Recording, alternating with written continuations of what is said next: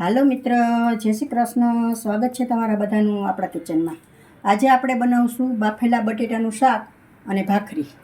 તો એના માટે મેં બટેટા 500 ગ્રામ જેટલા લીધેલા છે. તો હવે આપણે એને બાફવા મૂકી દઈશું. તો આપણે હવે બટેટા કટ કરીને કુકરમાં મૂકી દઈશું. આ રીતે બધા બટેટા આપણે કટ કરી લેશું. બટેટા કટ થઈને તૈયાર છે. હવે આપણે કુકર બંધ કરી દઈશું અને 3 વિસલ મારી લેશું. બટેટા બફાય ત્યાં સુધીમાં આપણે ભાખરીનો લોટ બાંધી લેશું. તો એના માટે મેં ઘઉંનો લોટ લીધેલો છે. આપણે સરસ મસાલેદાર ભાખરી બનાવવાની છે. એના માટે હું મરી પાવડર થોડો લઉં છું, જીરું, 1 ચમચી નિમક,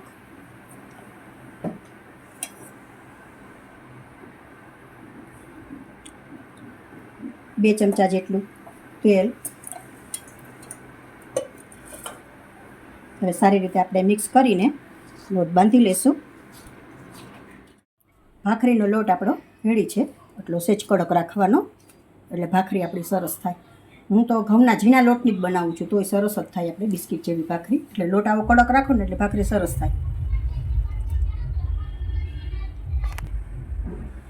હવે 2 મિનિટ માટે આપણે એને રેસ્ટ આપી દઈશું. ત્યાં સુધીમાં આપણે શાકની તૈયારી કરી લઈશું. બટેટા આપણા બફાઈને તૈયાર છે. હવે આને છાલ પાડી લઈશું આપણે. બટેટા છાલ પાડીને સુધારીને તૈયાર છે. હવે આપણે વઘાર મારી લઈશું. તેલ મૂકી દઈશું આપણે 3 ચમચા જેટલું.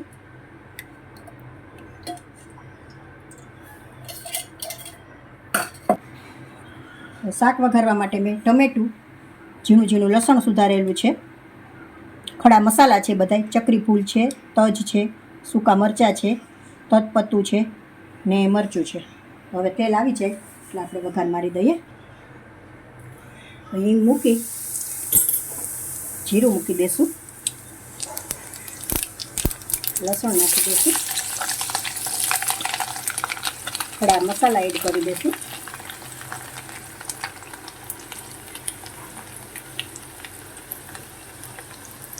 મરચું લીલું, ટમેટા એડ કરી દઈશું.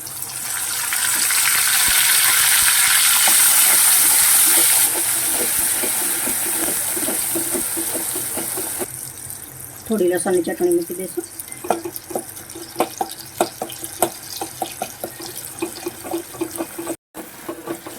સારી રીતે મસાલા બધા ચડી ગયા છે, ટમેટું ને બધું.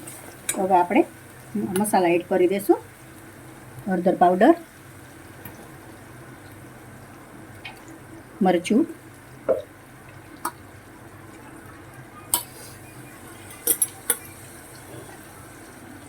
થોડો મરી પાવડર,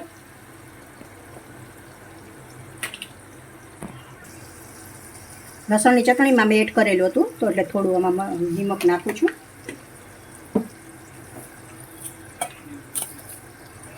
એક ચમચી ખાંડ, થોડો લીંબુનો રસ.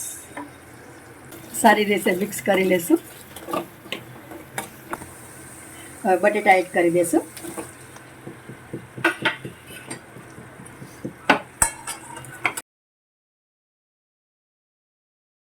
બે ચમચી ધાણા પાવડર. સારી રીતે મિક્સ કરી લઈશું.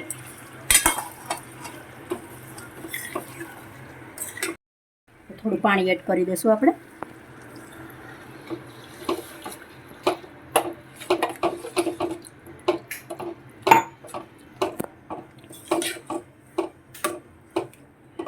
બે મિનિટ માટે આપણે આમ ચડવા દઈશું. શાક આપણું તૈયાર છે. થોડા ઉપરથી ધાણા એડ કરી દઈશું.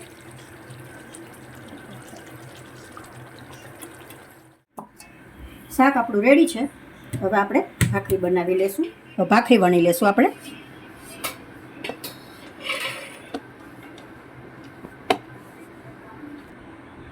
ભાખરી વણાઈ તૈયાર છે. હવે આપણે શેકી લઈશું.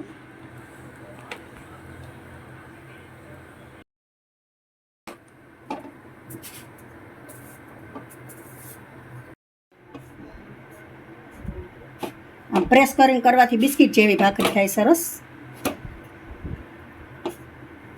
આ ન હોય તો કપડેથી જ પણ તમે દબાવીને કરી શકો.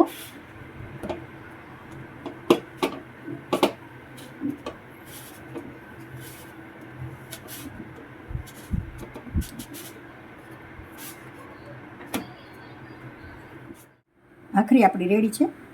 સારી રીતે ઘી લગાવી લેશું આપણે.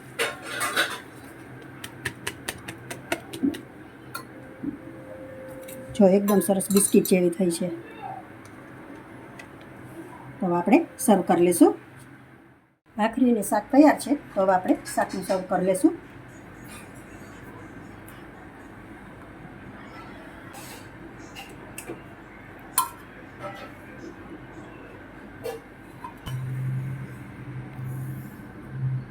થોડા ધાણા ગાર્નિશ કરી દઈશું.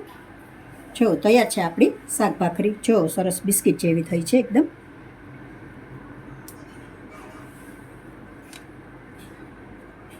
મસ્ત.